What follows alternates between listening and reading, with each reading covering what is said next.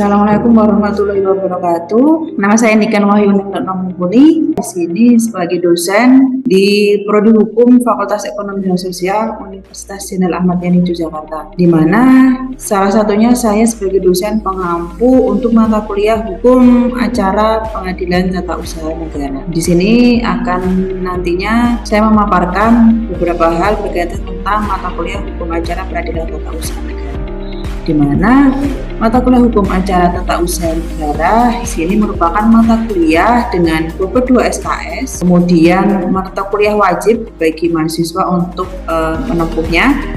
Kemudian deskripsi dari mata kuliah Hukum Acara Tata Usaha Negara bahwa mata kuliah ini mempelajari bagaimana istilah dan pengertian Hukum Acara Tata Usaha Negara, kemudian bagaimana penyelesaian sengketa tata usaha negara melalui Pengadilan Tata Usaha Negara, kemudian yang terangkum juga di dalam pengertian peradilan dan tata usaha negara itu sendiri pada umumnya seperti apa, perbedaan peradilan tata usaha negara dengan peradilan lainnya, asas-asas peradilan tata usaha negara, dasar pemikiran dan dasar hukum pembentukan peradilan tata usaha negara, kemudian dilanjutkan dengan apa yang dimaksud dengan sengketa dan objek sengketa tata usaha negara, selanjutnya tentang proses berperkara dalam peradilan tata usaha negara yang dimulai dengan upaya administratif, penyelesaian sengketa tata usaha negara dengan pengajuan gugatan, tata cara pembuatan gugatan, proses pemeriksaan gugatan, sampai dengan bagaimana proses dari putusan dan penyelesaian sengketa peradilan di Pengadilan Tata Usaha Negara. Kemudian bahan kajian yang dipelajari di sini adalah yang pertama mengenai negara hukum dan peradilan administrasi. Kemudian yang kedua pengertian dan asas-asas serta kompetensi Pengadilan Tata Usaha Negara. Kemudian yang ketiga persamaan dan perbedaan hukum acara peradilan tata usaha negara dengan hukum acara perdata. Kemudian yang keempat penyelesaian sengketa tata usaha negara. Yang kelima adalah gugatan Pengadilan Tata Usaha Negara. Yang keenam acara pemeriksaan di Pengadilan Tata Usaha Negara. Yang ketujuh pembuktian. Yang kedelapan putusan dan pelaksanaan putusan Pengadilan Tata Usaha Negara, dan yang kesembilan adalah upaya-upaya hukum dalam penyelesaian sengketa Pengadilan Tata Usaha Negara. Kemudian untuk capaian pembelajaran dari mata kuliah Pengadilan Tata Usaha Negara di sini, bagaimana mahasiswa mampu untuk memahami dan menjelaskan hal-hal yang berkaitan dengan negara hukum dan peradilan administrasi. Kemudian mahasiswa juga mampu memahami menjelaskan berbagai hal yang berkaitan tentang pengertian asas, kemudian persamaan dan perbedaan hukum acara di ranah Pengadilan Tata Usaha Negara, penyelesaian sengketa tata usaha negara, kemudian naik gugatan, sampai dengan bagaimana mahasiswa mampu untuk memahami, mengidentifikasi dan menganalisis serta membahas tentang hukum acara proses beracara di ranah Pengadilan Tata Usaha Negara. Dan yang terakhir adalah bagaimana mahasiswa mampu mengidentifikasi dan menganalisis serta membahas pelaksanaan putusan dan upaya hukum yang ditempuh di ranah Pengadilan Tata Usaha Negara. Dan kemudian tahap analisis, situ bagaimana nanti mahasiswa mampu mendalami, menganalisis kasus atau perkara yang masuk di dalam ranah Pengadilan Tata Usaha Negara. Kemudian metode pembelajaran yang dipakai adalah yang pertama metode pembelajaran dengan metode ceramah, kemudian diskusi, tanya jawab, serta juga nanti ada kuis. Mana dari metode tersebut kita juga menerapkan Student Center Learning atau SCL dengan memakai metode Direct Instruction, di mana metode ini salah satu yang metode saya pakai. Di sini tahapan bagaimana dosen menyampaikan materi berupa kombinasi paparan slide dan gambar. Kemudian dosen memberikan contoh perihal materi sekaligus berinteraksi agar ada tanggapan dari mahasiswa yang ada di kelas. Kemudian siswa juga memperhatikan materi yang disampaikan oleh dosen. Dosen kemudian memandu dengan membuka beberapa pertanyaan agar dapat didiskusikan dan dapat dianalisis oleh mahasiswa. Selain itu juga metode yang dipakai adalah metode Direct Instruction, kemudian Active Learning serta Cooperative Learning, yang mana juga Active Learning dan Cooperative Learning ini lebih kepada bagaimana mahasiswa aktif dalam menyampaikan argumen, pendapat, analisis hukum yang disampaikan. Yang kemudian ada juga metode contextual instruction di mana dosen menyampaikan materi dengan konsep teori yang kemudian kaitannya dikaitkan dengan situasi nyata dalam praktek ya sebenarnya seperti apa, dan juga problem based learning di mana mahasiswa diikutsertakan di pengadilan tata usaha negara untuk dapat monitoring persidangan secara langsung di ranah peradilan tata usaha negara agar mendapatkan case atau ilmu kasus yang sebenarnya real yang terjadi di lapangan, sehingga mahasiswa bisa membandingkan dengan teori yang dibuat. Kemudian selain itu, komponen nilai yang saya pakai di sini adalah 20% untuk ujian akhir semester, 20% untuk ujian tengah semester, kemudian 15% untuk tugas, 20% untuk kuis, 20% untuk keaktifan dan diskusi, serta 5% adalah untuk sikap, sehingga komponen nanti 100% yang bisa dikumulatifkan menjadi nilai akhir. Selain itu, materi-materi dapat diakses oleh mahasiswa dengan mengakses di YouTube saya Niken Mumpuni, kemudian juga dapat diakses di e-learning yang ada di Fakultas Ekonomi dan Sosial. Demikian pemaparan dari saya berkaitan tentang materi perkuliahan hukum administrasi negara sebagai dia pembelajaran untuk mahasiswa yang menempuh perkuliahan di semester ini. Demikian, terima kasih dari saya, kurang lebihnya mohon maaf. Wassalamualaikum warahmatullahi wabarakatuh. Oke, baik teman-teman, ini sudah tergabung ya semuanya ya. Baik, Ibu mulai ya kuliahnya pada siang hari ini. Baik, Ibu buka sebelumnya. Assalamualaikum warahmatullahi wabarakatuh. Waalaikumsalam warahmatullahi wabarakatuh. Baik, selamat siang, salam sejahtera untuk kita semuanya. Terima kasih teman-teman sudah dapat hadir ya di perkuliahan pada siang hari ini. Di perkuliahan hukum acara peradilan tata usaha negara, yang mana hukum acara peradilan tata usaha negara ini dengan beberapa SKS ya, sehingga pada hari ini kita bertemu di pertemuan ke-8. Nanti kita akan membahas berkaitan tentang materi yang ada sesuai dengan yang ada di RPS gitu ya. Kemudian untuk hari ini kita akan mulai membahas berkaitan tentang gugatan. Bentar, Ibu akan share screen berkaitan tentang materi yang akan kita pelajari hari ini. Oke, sudah terlihat? Sudah, Ibu. Sudah ya, oke baik. Hari ini kita akan mempelajari terkait tentang gugatan di pertemuan ke-8. Sudah pernah monitoring juga ya di Pengadilan Tata Usaha Negara ya, ketika di pertemuan yang sebelumnya saya minta pada teman-teman untuk ke Petun, dan alhamdulillah teman-teman sudah mengetahui bagaimana alurnya dari mulai pendaftaran, kemudian gugatan, jawaban, replik, duplik, kemudian pembuktian, kesimpulan sampai dengan putusan. Sendiri itu di ranah Petun adalah keputusan tata usaha negara. Siapa yang mengeluarkan keputusan tata usaha negara itu ya, dia adalah pejabat tata usaha negara atau badan tata usaha negara. Kemudian karakteristiknya seperti apa? Ya, surat keputusan itu yang mempunyai karakteristik konkret, individual, dan final. Yang mungkin juga penjelasannya udah Ibu sampaikan kemarin ya, gitu teman-teman. Nah, kemudian yang terakhir untuk nge-refresh lagi nih, para pihaknya itu siapa gitu ya di dalam ranah pengadilan tata usaha negara, atau bisa dikatakan subjek yang menjadi para pihak ketika ada perkara nih di Pengadilan Tata Usaha Negara. Itu kira-kira siapa saja yang bisa untuk mengajukan gugatan ke ranah Petun. Dimana dia itu yang mempunyai karakteristik final. Final itu sendiri ya berarti dia mempunyai kekuatan hukum yang sah yang memang sudah diberlakukan. Baik, oke. Sekedar review dan nge-refresh biar teman-teman tidak melupakan apa yang saya sampaikan sebelumnya, materi sebelumnya gitu ya. Sehingga saya akan bisa mulai untuk materi yang selanjutnya di pertemuan ke-8 ini berkaitan tentang gugatan, di mana gugatan yang diajukan di ranah Pengadilan Tata Usaha Negara. Oke, sebelumnya mungkin nanti teman-teman bisa untuk ngecek atau bisa dicek nanti bahan pustaka yang teman-teman bisa lihat ya, bisa cari ya beberapa bahan pustaka di sini yang Ibu pakai. Di mana bahan pustaka ini penting untuk sebagai tambahan wawasan ilmu yang teman-teman juga bisa akan nanti lebih memahami materi yang Ibu sampaikan. Berkaitan dengan gugatan ini memang merupakan suatu pokok bahasan di dalam materi hukum acara tata usaha negara kita yang akan kita pelajari bersama ini. Gitu ya. Ini ada beberapa bahan hukum, bisa dari bukunya Dr. Zairun Harahap, buku buku Pak Bagir Manan, Hakim Atamimi, Jazim Hamidi, Pak Marbun, dan yang lainnya.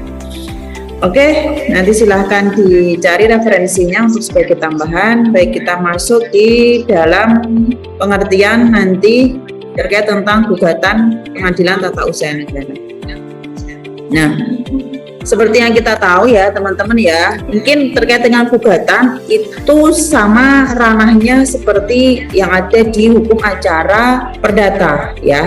Di hukum acara perdata kita mengenal ketika ada pihak yang dirugikan maka dia berhak untuk mengajukan gugatan di ranah pengadilan, yang mana ranah pengadilan perdata yaitu pengadilan negeri gitu ya. Nah, kemudian apa istilah untuk kemudian bisa menyelesaikan perkara tersebut ya, di mana gugatan tersebut menjadi istilah di ranah pengadilan negeri maupun pengadilan tata usaha negara, sehingga para pihaknya bisa dikatakan dia disebut sebagai pihak penggugat dan apa teman-teman, tergugat. Oke, jadi para pihaknya bisa dikatakan pihak penggugat dan tergugat. Nah, untuk lebih lanjut nantinya nih saya tegaskan di dalam Undang-Undang Nomor 5 Tahun 86 untuk perubahan Undang-Undang Nomor 9 Tahun 2004, di mana ada dalam pasal 53 ayat 2 alasan-alasan yang dapat digunakan dalam mengajukan gugatan. Tadi yang seperti dikatakan yang pertama, karena keputusan tata usaha negara itu bertentangan dengan peraturan undang-undang yang berlaku. Kemudian keputusan tata usaha negara yang digugat itu bertentangan dengan asas-asas umum pemerintahan yang baik. Jadi ini harus dipegang ya oleh teman-teman ya, ketika mungkin nantinya teman-teman nih ketika lulus sudah SH kemudian bercita-cita ingin menjadi hakim ya, mana hakim petun ataupun bercita-cita ingin menjadi lawyer atau pengacara, bisa tahu nih alasan atau saya ketika mewakili klien dalam menggugat ke petun ya berarti itu masalah yang melanggar peraturan perundang-undangan dan juga asas-asas umum pemerintahan yang baik, seperti itu ya. Saya rasa dua hal ini sudah Ibu sampaikan di awal materi, seperti apa surat keputusan yang melanggar perundang-undangan dan seperti apa surat keputusan yang melanggar asas-asas umum pemerintahan yang baik. Oke, kemudian Ibu lanjut terkait tentang gugatan. Di sini kita mengacu di pasal 53 ayat 2 huruf A Undang-Undang Nomor 5 Tahun 86 kriteria sebuah KTUN. Nah, jika itu bertentangan dengan peraturan perundang-undangan itu seperti apa? Nah, ini Ibu tegaskan lagi karena ini penting untuk nanti menjadi bekal ketika ada permasalahan hukum di ranah petun. Bekal yang pertama itu adalah kita harus mengetahui seperti apa sih katem itu yang kemudian bisa kita permasalahkan gitu kan ya. Nah, di sini Ibu sampaikan ada 3 kriteria di dalam katun yang bertentangan. Yang pertama, katun tersebut cacat prosedur atau formilnya ya. Seperti apa? Nah, ini apabila dalam penerbitan KTUN itu tidak melalui tahapan-tahapan yang ditetapkan oleh peraturan perundang-undangan yang berlaku. Contohnya, misalkan di sini dalam pemberhentian kepala desa, bupati tersebut dalam memberhentikan tanpa mendengar atau membaca usulan pemberhentian oleh Badan Permusyawaratan Desa, karena yang bertanggung jawab sebenarnya Badan Permusyawaratan Desa ya untuk memberikan riwayat pertimbangan apakah kepala desa diberhentikan atau tidak seperti itu. Nah, namun tiba-tiba tanpa ada usulan atau mendengar, kemudian bupati menerbitkan KTUN untuk pemberhentian kepala desa tersebut. Nah, berarti di sini sudah terdapat cacat prosedural gitu ya. Prosedural artinya apa teman-teman? Bagaimana syarat-syarat itu yang seharusnya dipenuhi tetapi tidak dipenuhi oleh pihak yang bersangkutan. Begitu ya. Jadi cacat prosedur di sini ditekankan bahwasanya dalam penerbitan KTUN itu tidak melalui tahapan-tahapan yang ditetapkan oleh peraturan perundang-undangan yang berlaku. Sehingga ketika ada penghentian kepala desa, penghentian bupati tidak sesuai dengan prosedur, itu bisa saja digugat di dalam ranah peradilan tata usaha negara. Oke.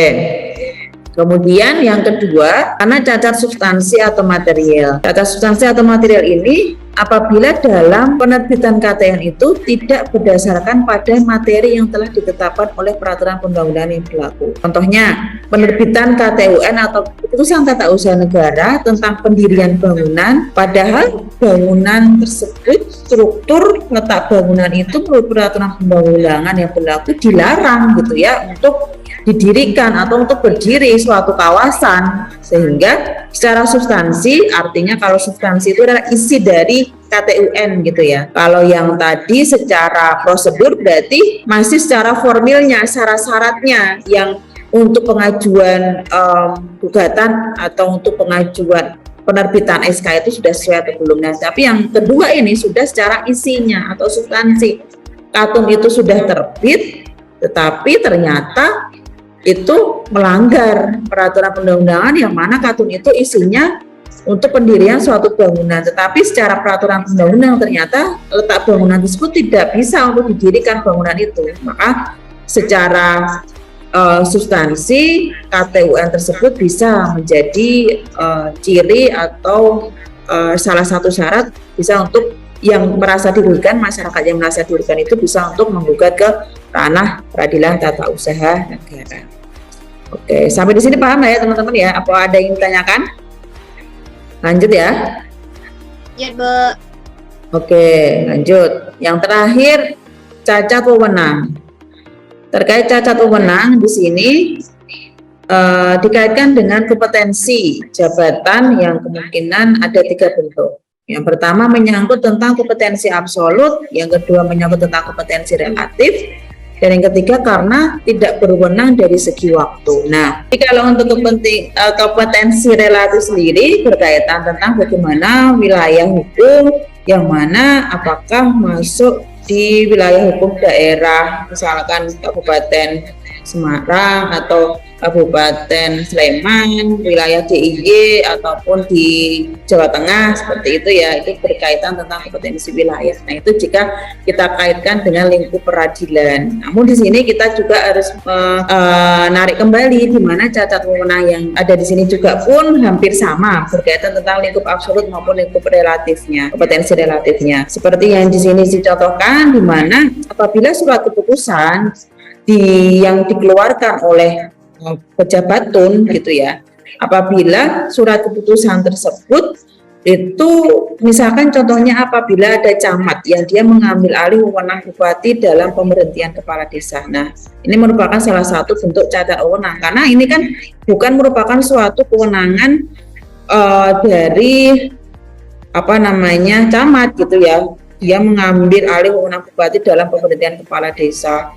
Padahal kan sebenarnya yang berhak untuk memberhentikan kepala desa itu adalah wewenang dari bupati gitu ya. Makanya ini tidak bisa kemudian dia mengambil sewenang-wenang gitu ya, sehingga bisa diperkarakan atau bisa dipermasalahkan dari lingkup peradilan tata usaha negara ya, masuk di ranah catat wewenang. Oke, terima kasih tadi teman-teman yang sudah mendefinisikannya. Kemudian yang terakhir ini dari segi berwenangnya segi waktu.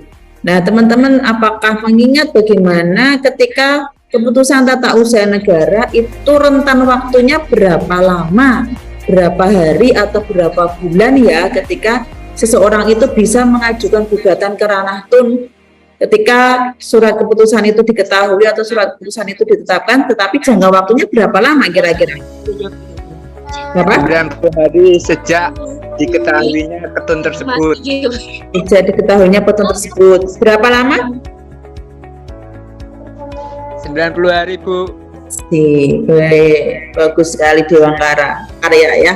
Ya, 90 hari sejak dikeluarkannya putusan tersebut atau sejak diumumkannya keputusan tata usaha negara itu sendiri. Nah, berkaitan dengan ini juga harus dilihat. Jadi ketika cacat wewenang itu juga bisa dikatakan dia sesuai tidak dengan segi waktunya yang ada. Apakah sesuai dengan waktu 90 hari atau tidak. Seperti itu ya.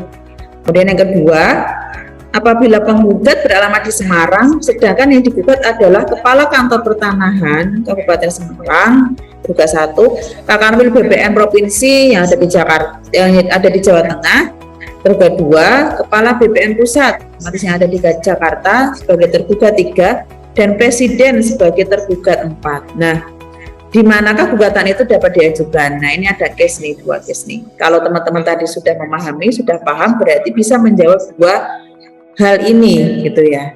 memang gugatan bisa diajukan di wilayah tempat tinggal salah satu tergugat atau tempat kedudukan si tergugat. Nah, tergugatnya siapa di sini? Yaitu jelas di sini dicantumkan dia adalah Wali Kota Surabaya, sehingga ada di petun yang ada di wilayah Surabaya. Oke, terima kasih Sally. Kemudian yang kedua, silakan ada yang menjawab mengajukan argumentasinya. Pondri, oke, Pondri ini bicara sama Sally tadi sepertinya ya? Ya, suaranya terdengar nggak, Bu? Oke, jelas terdengar. Jadi, menurut saya, kan ini kan penggugatnya itu ada di alamat Semarang. Sedangkan tergugatnya itu ada di kota Semarang, di Jawa Tengah, terus di Jakarta, sama presiden otomatis ada di Jakarta juga. Nah, dari yang sudah Ibu jelaskan itu kan apabila tergugat lebih dari satu badan atau pejabat tata usaha negara dan berkedudukan tidak dalam satu daerah hukum pengadilan, maka gugatan diajukan kepada pengadilan yang daerah hukumnya meliputi tempat kedudukan salah satu badan atau pejabat tata usaha negara. Nah, menurut saya itu bisa diajukan ke antara di Semarang, Jawa Tengah atau di Jakarta, tapi untuk lebih efisien bisa diajukan di alamat yang satu kota dengan penggugat atau yang terdekat dengan penggugat, yaitu di sini bisa di kantor di kota Semarang, Ibu, menurut saya. Oke, bagus, luar biasa Pondri ya jawabannya ya. Saya rasa teman-temannya juga sepakat ya, karena Pondri sudah menjelaskan dengan detail dan bagus, sehingga jika dilihat dari posisi kasusnya itu memang kita melihat ada beberapa wilayah di sini tempat kedudukan tergugatnya. Cuman kan kita harus juga melihat bagaimana tadi klausul yang sebelumnya Ibu sampaikan, bahwasanya dalam pengajuan gugatan itu bisa ada di salah satu kedudukan tergugat. Jika memang pilihannya ada beberapa tergugat yang berada di lain wilayah gitu ya.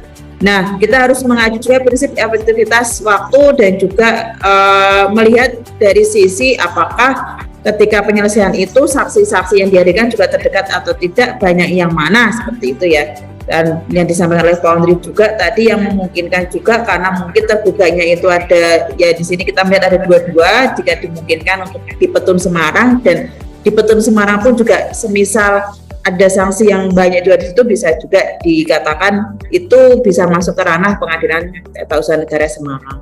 Oke, ini sepertinya Tessa ada yang mau ditambahkan. Tessa, silakan, Presiden. Saya masih bingung, Bu. Nah, ini kan BPN ya, Bu, ya, itu di tanah, ya kan? Nah, ketika nanti itu tanahnya ada di Jakarta misalkan, nah apakah itu tetap bisa dilakukan di Jawa Tengah atau tetap baru di Jakarta? Kalau di perdata kan itu itu ketika itu permasalahan pertanahan itu harus berada di tanah itu yang gimana itu. Nah, itu mungkin itu aja, Bu, yang saya tanyakan. Oke, baik. Jadi ini kan masalah terkait objek ya. Ya, kalau memang di ranah perdata itu objek yang pasti dan di mana memang objek tersebut menjadi syarat untuk pengajuan gugatan di ranah perdata ya, saya. Karena kalau di ranah perdata kita memang harus tahu pasti di mana wilayah objek itu berada, sehingga pengadilan yang berwenang untuk mengadili suatu perkara tersebut yaitu ada di mutlak memang keberadaan objek tersebut. Misalkan memang tanahnya itu berada di wilayah Semarang, ya pengadilan Semarang lah yang bisa untuk digunakan sebagai pengadilan dalam memproses atau menyelesaikan perkara sengketa tanah itu sendiri. Nah, ini karena di proses hukum acara perdata memang ada istilahnya aturan yang mengatur terkait tentang itu. Ya, memang juga di ranah petun itu juga kan memang kita melihat juga dari sisi objeknya. Kalau objeknya memang di sini adalah surat keputusan tata usaha negara, yang mana misalkan yang mengeluarkan itu adalah Kepala Kantor Pertanahan Kota Semarang, gitu ya.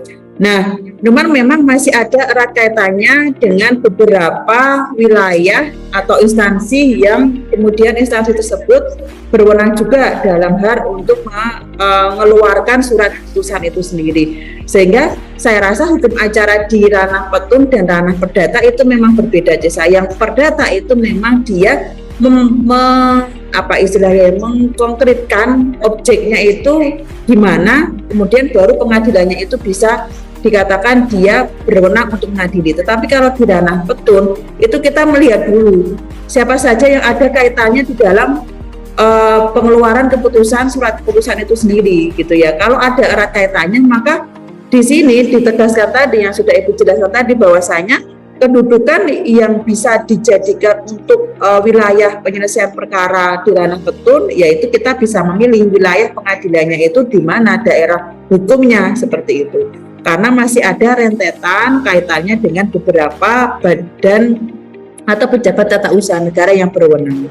Jadi seperti itu ya saya. Jadi kita memang harus bisa membedakan objek yang ada di perkara perdata dan objek yang ada di perkara petun gitu ya. Karena kalau petun itu sudah saklek objeknya terkait dengan SK tun, yang mana kalau perdata objeknya adalah suatu bentuk atau suatu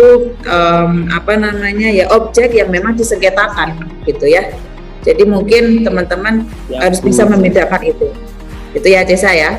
Jadi di petun ini tidak ada pengecualian objek ya Bu ya. Ketika itu objek sama keterkaitan objek dengan pihak-pihak yang memiliki kewenangan untuk mengeluarkan suatu putusan yang itu nanti akan jadikan objek, itu nggak ada pengecualiannya ya Bu ya. Kalau untuk objek kan memang ini kita melihat dari sisi ya, kalau untuk pengecualian dan enggaknya kan memang pihak instansi atau badan pejabat sendiri memiliki kewenangan masing-masing begitu ya Cesa ya. Dari sisi kewenangan untuk mengeluarkan surat keputusan. Surat keputusan itu seperti apa sih yang bisa dilihat, kan karakteristiknya sudah kita ketahui bersama, syarat karakteristik suatu objek seperti itu. Sehingga misalkan di sini case-nya itu mungkin ya di mana penggugat itu yang kita soroti yang case kedua ini ya, mungkin yang nanti biar teman-teman tidak bingung. Penggugat beralamat di Semarang, sedangkan yang digugat itu adalah beberapa badan atau instansi. Beberapa badan atau instansi ini terlibat karena memang ada suatu rangkaian yang suatu rangkaian yang menimbulkan surat keputusan itu terbit gitu. Misalkan kantor pertanahan nih mengeluarkan surat keputusan, yang mana kantor pertanahan Kota Semarang mungkin ada syarat atau kelengkapan yang perlu dilengkapi di Badan Pertanahan Provinsi Jawa Tengah. Kemudian Badan Pertanahan Provinsi Jawa Tengah juga ada syarat atau kelengkapan yang perlu dilengkapi di Badan Pertanahan di pusat atau Jakarta. Jadi mengeluarkan surat keputusan itu tidak serta-merta syaratnya itu hanya di satu lokasi itu saja. Ternyata ada di beberapa lokasi yang itu terpusat. Artinya surat Badan Pertanahan Kota Semarang yang ada di daerah kemudian naik ini ada di pusat, kemudian di Jakarta, dan kemudian sampai ke presiden, sehingga sampai presiden pun juga dibuat karena itu ada kaitannya ketika penerbitan surat keputusan yang dikeluarkan oleh kantor Badan Pertanahan Kota Semarang. Sehingga para pihak yang terlibat di sini semua akan terlibat secara misalkan memang penggugatnya itu membuktikan memang ada keterlibatan dari serangkaian ini, berarti memang kita bisa memilih nih lokasi mana yang memang kita bisa ajukan pengadilannya untuk bisa kita mengajukan perkara gugatan ke ranah pengadilan tata usaha negara itu sendiri. Jadi memang dari case-nya kita harus lihat dulu Cesa, kasusnya itu seperti apa. Tapi kalau dari kasusnya yang Ibu angkat ini memang itu ada serangkaian dalam penerbitan surat keputusan yang istilahnya mengkaitkan atau mengikut sertakan badan-badan yang lainnya, sehingga badan-badan yang lainnya bisa menjadi turut digugat juga. Seperti itu ya Cesa ya. Baik Bu Claire, terima kasih. Iya, sama-sama Cesa, terima kasih juga. Sehingga dengan pertanyaan yang sudah Cesa sampaikan tadi dan juga beberapa hal yang sudah Ibu sampaikan bisa menjadi tambahan informasi atau ilmu yang teman-teman bisa dapat ya.